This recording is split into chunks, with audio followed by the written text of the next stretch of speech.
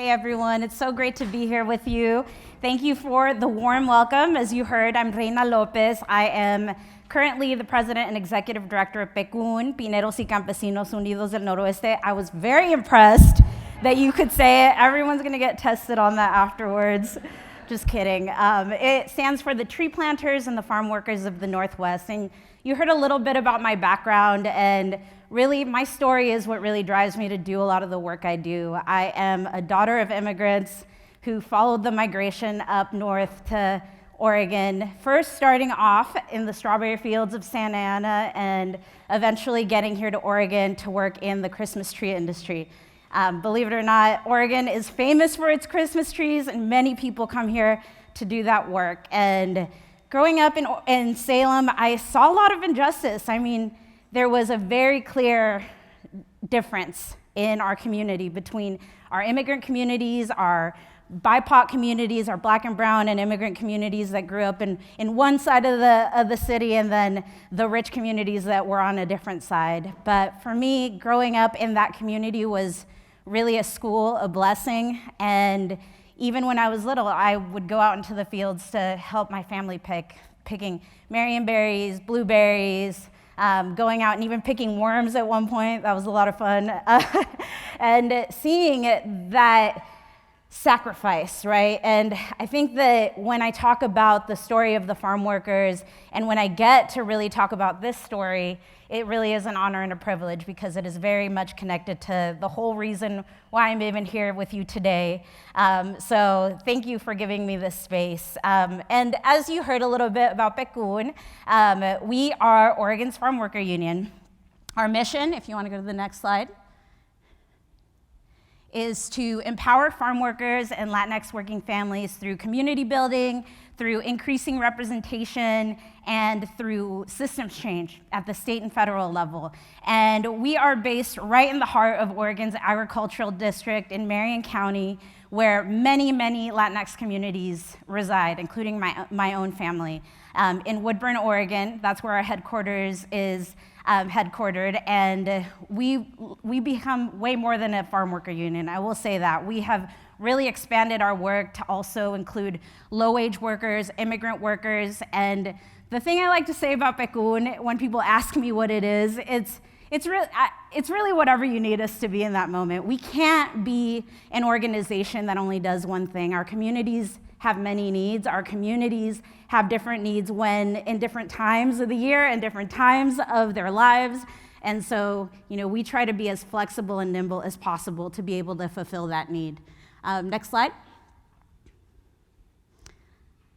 So a little bit about our history. You heard a little bit in my bio, but the history of PCUN is really important to also why I'm here today. It was originally started in 1985 by 80 farm workers who were pretty fed up with the way that things were going in the fields. I mean, how many of you have ever done farm work? Raise your hand. We got some people. Yes, you know that work is hard work. It's difficult. And just imagine being someone who doesn't speak the language, who's in a foreign land, who does not have immigration status, does not have connections to just call up when there is something goes down. And they said, you know what?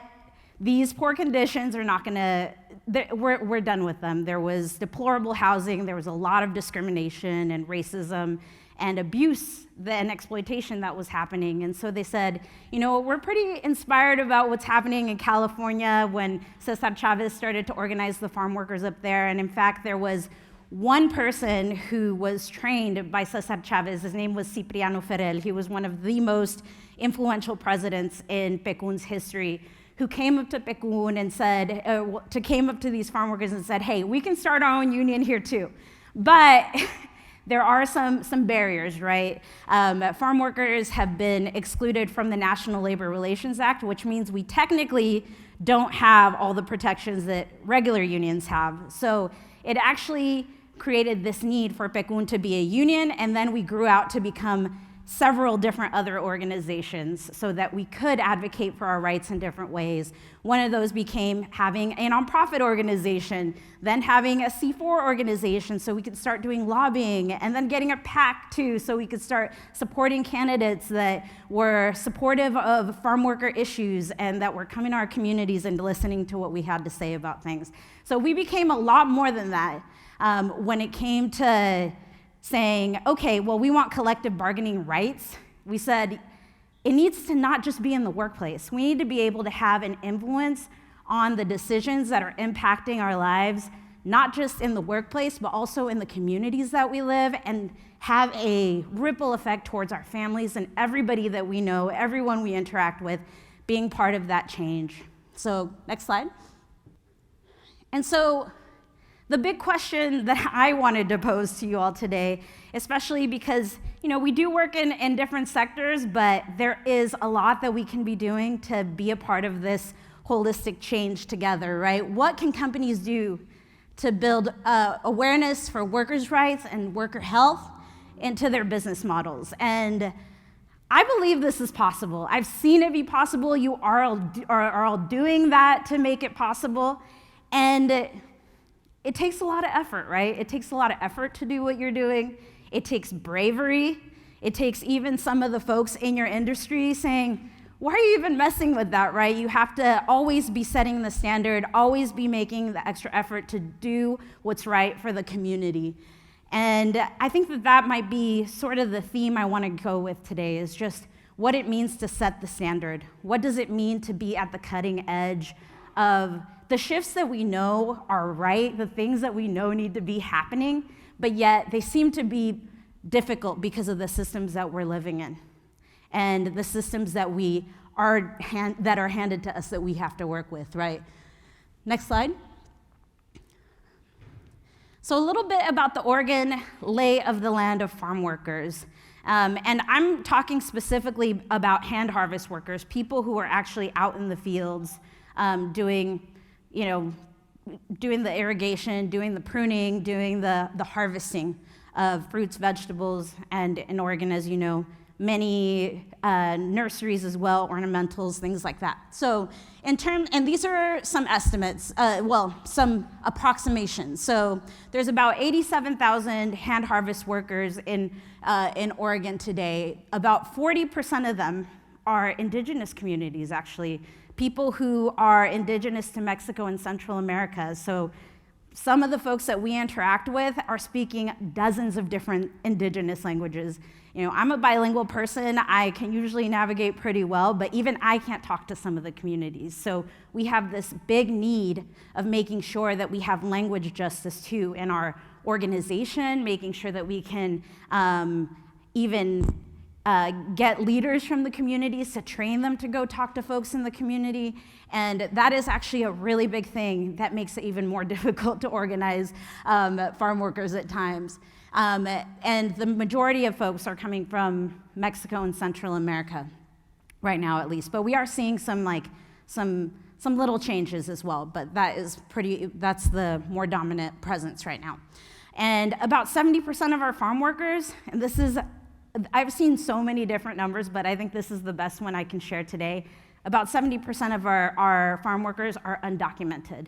So that is a really big chunk of people to not be able to have legal protections under the law because of their immigration status. But yet this food system is completely reliant on an immigration system that really does not work for a lot of people. Or maybe that's just how it's supposed to work, right? Maybe we just need to keep people in the shadows, and unfortunately we see the rates of exploitation, of discrimination, of fear, of retaliation, wage theft that we're seeing today in our undocumented workforce, not just for farm workers, for other sectors as well, where we see a high rate of undocumented folks. But when you break down the actual workers, a lot of folks have this image of farm workers that they're just constantly moving from state to state and that they're not really in a place for a long time. But actually in Oregon, that's not the case. In Oregon, we actually have a majority of our farm workers that are seasonal workers. 59,000 about 59,000 seasonal workers who are actually in Oregon all year round. They have roots here. They're working in up to 4 different workplaces, different harvests around their communities, and they have their homes here, they have their families here, they have their roots here. So that is the majority of the farm workforce in Oregon today. And then there's about 29,000 workers that are migrant farm workers. So those are the folks that are coming from California, they're coming from Idaho, they're coming from Washington, moving from state to state, Texas, all over the country to be able to support the harvest here in Oregon during those May to November times.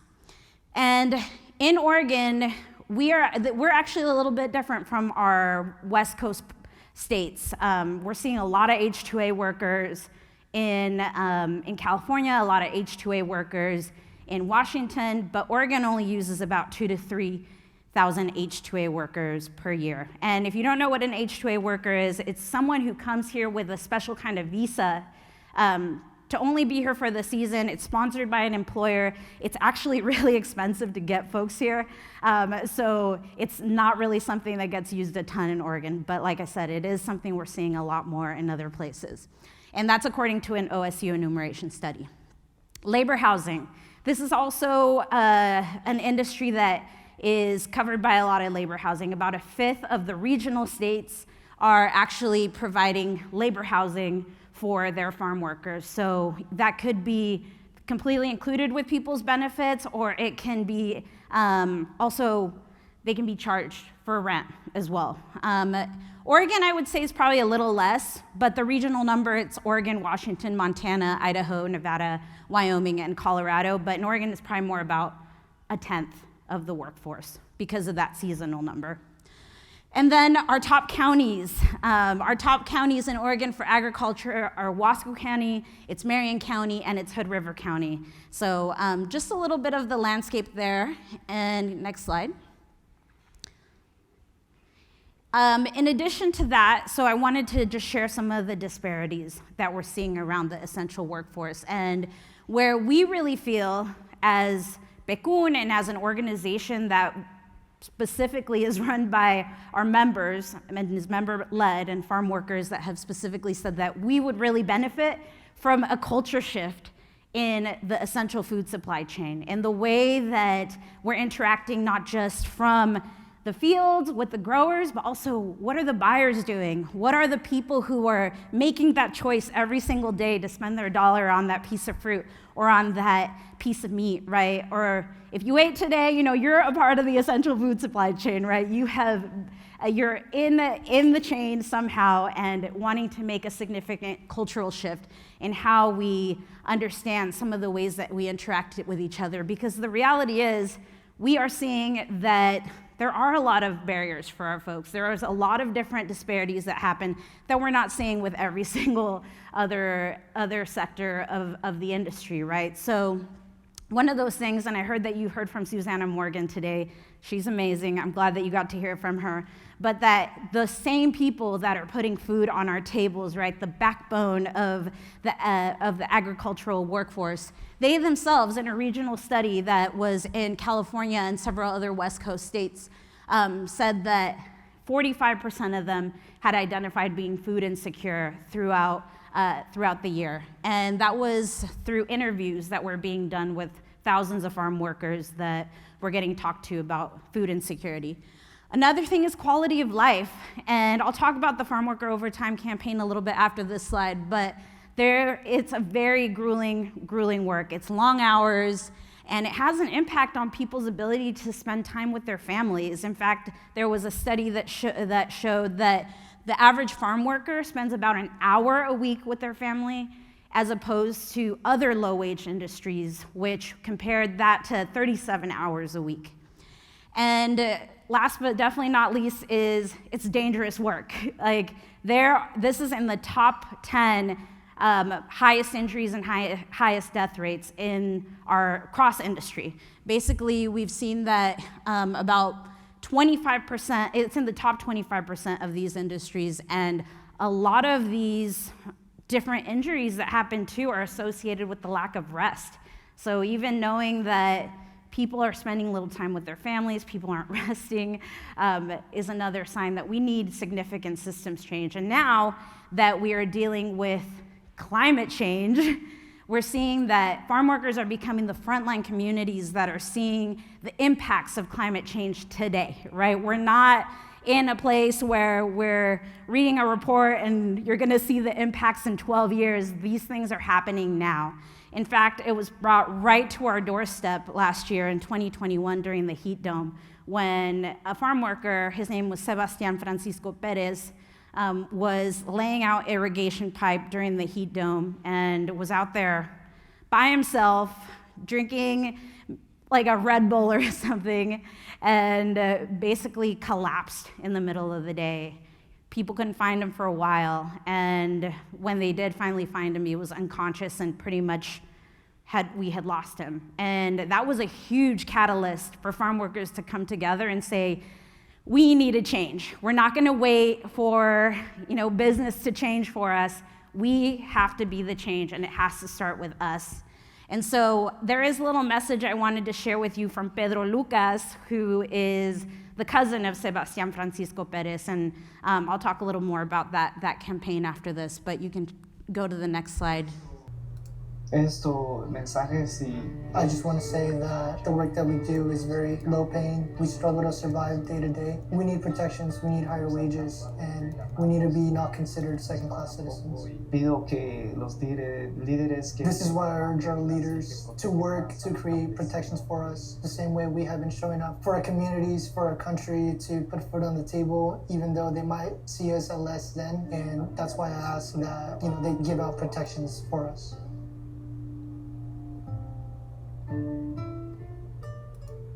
There's a longer version on our YouTube channel too, if you want to see the longer version of it. But yeah, this was a campaign that was really impactful. It changed a lot for us, honestly. I think that was the moment that we knew that we couldn't just be supporting the issue of how we face climate change. That was the moment where we were like, wow, we have to be the leaders around climate change. We have to be the voices, because it really wasn't enough to hear from environmentalists, and don't get me wrong, I love environmentalists, but it wasn't enough to get to working people. It needed to come from the things that they were dealing with in their everyday lives. So this was one of those things that made it very real for the Latino community, for farm workers, for folks that are just working outside. Next slide. And farm workers are organizing. I mean, like I said, we're not waiting for somebody to come save us, because that's just not how it works, right? We're actually organizing around a lot of different issues to demand the change that we need. One of those things was after the Justice for Sebastián Francisco Perez campaign, where we said, we need a standard. We need standards when it comes to heat. We need standards when it comes to smoke. After we saw those 2020 Labor Day wildfires, it was clear that this was not going to be something that was going to be going away, and we wanted to do something that was for everybody, not just for farm workers. We wanted to make a big difference. And so I'm really proud to say that after a lot of organizing and, unfortunately, the death of several workers who were working outside, whether that was warehouses, construction, and of course, agriculture, we were able to organize to ensure that OSHA implemented and launched the strongest heat and smoke rules in the country here in Oregon. So that was a huge win for us. Very happy. And I mean, we still have to make sure they're enforced. So that's the other side of it. But what does it mean to be able to ensure that folks who are starting to implement these things for the very first time are set up to succeed? What does this mean to be able to offer technical assistance to businesses who might be really tiny and they don't know how to implement some of these things? What does it mean to be able to do this? So we're figuring that part out, but this is one thing that definitely got done. The other thing we got done is we passed farm worker overtime last year in the Oregon legislature. It was a campaign that took several years. It was something that was actually really difficult to do, and we're now entering into the first year in 2023 of a 5-year phase-in to get farm workers to overtime pay for over 40 hours a week. Yeah, thank you. And that 70% number, that 70% undocumented number is one of our biggest barriers to be able to get full recognition as workers in this community. So we have been working for a very long time in the national political realm as well. And this is a place where we're actually hand in hand at the table with growers. So that is a very special thing about it too. But advocating for a federal change for the Farm Workforce Modernization Act, which would give a pathway to farm workers to be able to access citizenship at some point, and it does some really important updates to workers' rights when it comes to different industries. Some of that is in the dairy industry, some of that is in the H-2A visa program, and some of that too is towards sexual harassment and sexual violence that's happening in the workplace too towards agricultural women. Next slide. So I shared with you some of the stuff that we're doing, but it's important for you to know that in our model, coalition building is a really critical piece of that.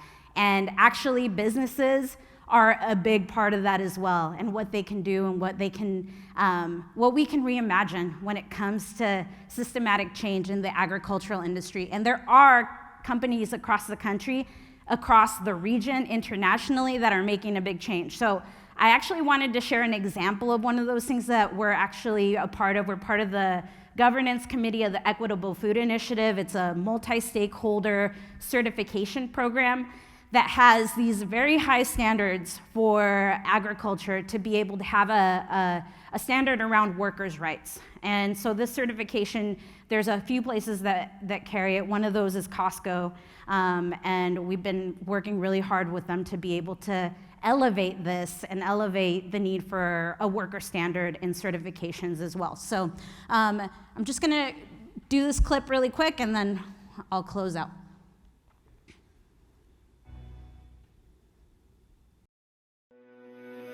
Equitable Food Initiative brings growers, farm workers, retailers, and consumers to the table to create a safer, more equitable food system. Growers in the EFI program invest in their workers and are committed to creating a culture of continuous improvement. Workers feel valued as team members on the front lines of food safety and are invited to offer ideas and solutions to problems big and small. Retailers pay a premium for EFI certified fruits and vegetables and know that the food they purchase was grown in a healthier and safer work environment. Consumers who purchase EFI label products are supporting socially responsible companies committed to taking care of their workers. Take your seat at the table and help us transform agriculture and improve the lives of farm workers. So I will say one thing, after a few lessons I learned after being at the Equitable Food Initiative. One, this is a really, really unique space, and it's a really special space because we can get really, really honest with buyers and with growers and with bringing in leadership teams that are led by farm workers and companies to try to make this certification better and better and better, which that's been really great. I also found that when you go into these kinds of partnerships with folks, some of your friends don't support it and don't support you and will criticize you for that. And that is really difficult, right? The people that you are most with that have supported, your big efforts to unionize, to do those big social justice campaigns with you, once you do something that is different, that is difficult, it does come with those critiques, right? And I think that this is why I'm really excited to be in this room, because I know that it has been an effort for you to do this, right? It has been some sacrifice for you to do what you do, but there are definitely ways that we can all come together and bring together superpowers to be able to make these big shifts that need to happen. So one call to action I just have for you today is, again, systems change takes bravery, it takes a plan, and it takes a standard. It means that we have to set those standards. We need to be at the cutting edge of that. We need to be the ones that are saying, hey, This is how we can do things differently, and we need to be the ones reaching out to different folks to be able to make these shifts. So hopefully we can make these changes together, and it includes worker rights and safety. Other than that, I just want to say farm workers will need your support in the next phase of the things that we do, and if you ever need anything, here's my email, or come visit us down in Woodburn at PCUN. Thank you all so much for your time. Si se puede, and hope you have a great rest of your conference.